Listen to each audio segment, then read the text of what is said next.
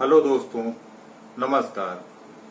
मैं अपने देवदास उपन्यास का आखिरी भाग आप लोगों के सम्मुख लेकर उपस्थित हुआ। तो चलिए सुनते हैं देवदास उपन्यास का आखिरी भाग। देवदास की बात में श्लेष व विदुप का लेश भी नहीं था। हंसते ही हंसते पहले की बीती दुख की कहानी कह सुनाई। पार्वती का हृदय भी सुनकर फटने लगा। मुंह में आंचल देकर एक गहरी सांस खींचकर मन ही मन कहा, देव दादा, यह दाग ही मेरे ढाढ़स का कारण है। एकमात्र यही मेरा साथी है।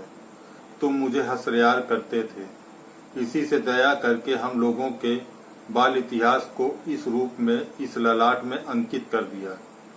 इसमें मुझे लज्जा नहीं, कलंक नहीं, यह मेरे गौरव का चिन्ह है। पत्तो, मुख से आंचल ना हटाकर ही पार्वती ने कहा, क्या? तुम्हारे ऊपर मुझे बड़ा क्रोध आता है। इस बार देवदास का कंठ स्वर विकृत हो गया। बाबूजी नहीं है, आज मेरे विपत्ति का समय है, किंतु तुम्हारे रहने से कोई चिंता न रहती। बड़ी भाभी को जानती ही हो, भाई साहब का स्वभाव भी तुमसे कुछ छिपा नहीं है। और तुम ही सोचो, माँ को इस समय लेकर मैं क्या करूं, और मेरा कुछ ठिकाना ही नहीं कि क्या होगा। तुम्हारे रहने से मैं सब कुछ तुम्हारे हाथ में सौंप कर निश्चिंत हो जाता।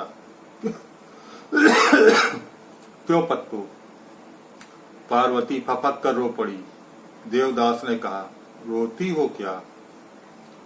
अब और कुछ नहीं कहूंगा। पार्वती ने आंख पोंछते पोंछते कहा, पत्तो, अब तो तुम खूब पक्की घरनी हो गई हो ना। घूंघट के भीतर ही भीतर होंठ चबाकर मन ही मन उसने कहा, घरनी क्या हुई हूँ? क्या सेमल का फूल कभी देव सेवा में लगता है? देवदास ने हंसते हंसते कहा, बड़ी हंसी आती है। तुम कितनी छोटी थी और अब कितनी बड़ी हो गई। बड़ा मकान, बड़ी जमींदारी, बड़े बड़े लड़की लड़के, और सबसे बड़े चौधरी जी। क्यों पत्तो? चौधरी जी पार्वती के लिए बड़ी हंसी की चीज है। उसके ध्यान मात्र आने से उसे हंसी आ जाती है। इतने कष्ट में भी इसी से उसे हंसी आ गई। देवदास ने बनावटी गंभीरता से कहा, क्या एक उपकार कर सकती हो? पार्वती ने मुख उठाकर कहा, क्या? तुम्हारे गांव में कोई अच्छी लड़की मिल सकती है? पार्वती ने खांस कर कहा, अच्छी लड़की? क्या करोगे?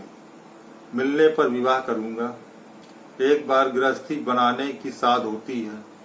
पार्वती ने गंभीरता पूर्वक पूछा, खूब सुंदरी ना? हाँ, तुम्हारी तरह, और खूब शांत। नहीं, खूब शांत से काम नहीं है, वरन कुछ दुष्ट हो, तुम्हारी तरह मुझसे झगड़ा कर सके। पार्वती ने मन ही मन कहा, यह तो कोई नहीं कर सकेगी देवदादा, क्योंकि इसके लिए मेरे समान प्रेम चाहिए।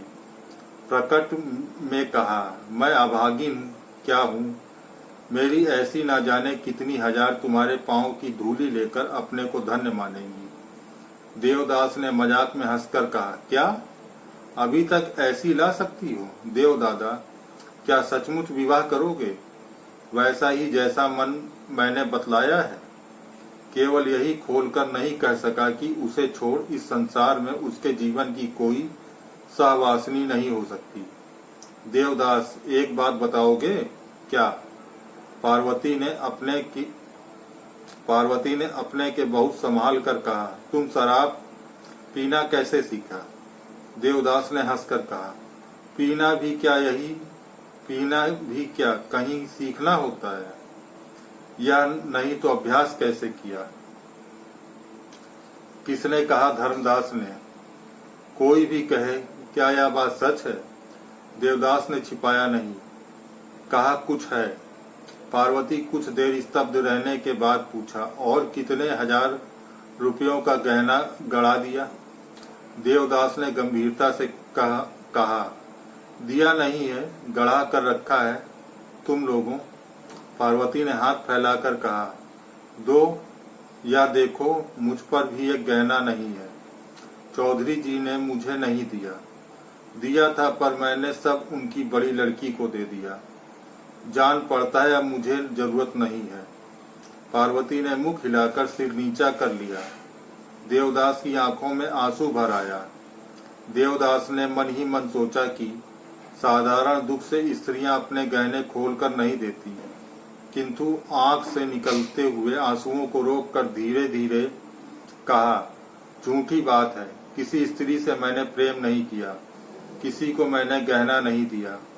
पार्वती ने दीर्घ निश्वास फेंक कर मन ही मन कहा, ऐसा ही मुझे भी विश्वास है। कुछ देर तक दोनों ही चुप रहे। फिर पार्वती ने कहा, किंतु प्रतिज्ञा करो कि अब शराब नहीं पीऊंगा। यह नहीं कर सकता। तुम क्या प्रतिज्ञा कर सकती हो कि तुम मुझे भुला दोगी? पार्वती ने कुछ नहीं कहा। इसी समय बाहर से संध्या की शंख ध्वनि हुई। देवदास ने खिड़की से बाहर देखकर कहा, संध्या हो गई है, अब घर जाओ पत्तो। मैं नहीं जाऊंगी, तुम प्रतिज्ञा करो। क्यों? मैं नहीं कर सकता। क्यों नहीं कर सकते? क्या सभी सब कामों को कर सकते हैं? इच्छा करने से अवश्य कर सकते हैं। तुम मेरे साथ आज रात में भाग सकती हो। पार्वती का हृदय स्पंदन सहसा बंद हो गया, अनजाने में धीरे से निकल गया। यह क्या हो सकता है? देवदास ने जरा चारपाई के ऊपर बैठकर कहा, पार्वती किवाड़ खोल दो। देवदास खड़े होकर धीमे भाव से कहने लगे, पत्तो, क्या जोर देकर प्रतिज्ञा कराना अच्छा है? उससे क्या कोई विशेष लाभ है? आज हुई प्रतिज्ञा कल शायद न रहेगी। क्यों मुझे झूठा बनाती हो? और भी कुछ क्षण यूं ही निशब्द बीत गए। इसी समय न जाने किस घर से टन टन करके 9 बजा। देवदास भाव में कहने लगे, पत्तो द्वार खोल दो। पार्वती ने कुछ नहीं कहा। जा पत्तो, मैं किसी तरह नहीं जाऊंगी, कहकर पार्वती अकस्मात पछाड़ खाकर गिर पड़ी। बहुत देर तक फूट फूट कर रोती रही। कमरे के भीतर इस समय गाढ़ा अंधकार था, कुछ दिखाई नहीं पड़ता था। देवदास ने केवल अनुमान से समझा कि पार्वती जमीन में पड़ी रो रही है। धीरे धीरे बुलाया, पत्तो, देवदादा, मैं मर भी जाऊंगी किंतु कभी तुम्हारी सेवा नहीं कर सकी। यह मेरे आजन्म की साथ है। अंधेरे में आंख पोंछते पोंछते देवदास ने कहा, वह भी समय आएगा, तब मेरे साथ चलो। यहाँ पर तुम्हें कोई देखने वाला नहीं। तुम्हारे मकान पर चलूंगा तो खूब सेवा करोगी। यह मेरे बचपन की ही साथ है। हे स्वर्ग के देवता, मेरी इस साथ को पूर्ण करो। इसके बाद यदि मैं मर भी जाऊं तो दुख नहीं। इस बार देवदास की आंखों में पानी भर आया। पार्वती ने कहा, देवदास, मेरे यहाँ चलो। देवदास ने आंखें पोंछ कर कहा, अच्छा चलूंगा। मेरे साथ हाथ रखकर कहो कि चलोगे। देवदास ने अनुमान से पार्वती का हाथ छूकर कहा, यह बात मैं कभी नहीं भूलूंगा।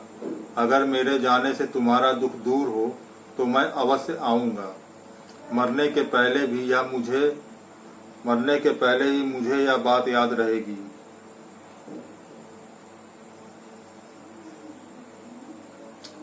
पिता की मृत्यु के बाद धीरे धीरे 6 महीने बीत गए। देवदास घर में एकदम ऊब गए। सुख नहीं, शांति नहीं। उस पर एक ही तरह की जीवन चर्या से मन बिल्कुल विरक्त हो चला। तिस पर पार्वती की चिंता से चित्त और भी अव्यवस्थित हो रहा था। फिर आजकल तो उनके एक एक काम, एक एक हाव भाव के चित्र हर समय आंखों के सामने नाचा करते थे। उस पर भाई भौजाई के उदासीन व्यवहारों ने देवदास के संताप को और भी दूना कर दिया था। माता की अवस्था भी देवदास की ही तरह थी। स्वामी की मृत्यु के साथ ही साथ उनके सारे सुखों का लोप हो गया। पराधीन होकर इस मकान में रहना उनके लिए भी धीरे धीरे असह्य होने लगा। आज कई दिनों से वे काशीवास का विचार कर रही हैं। केवल देवदास के अविवाहित होने के कारण वे अभी नहीं जा सकी। जब जब यही कहती हैं कि देवदास, अब तुम विवाह कर लो, मेरी साथ पूरी हो जाए,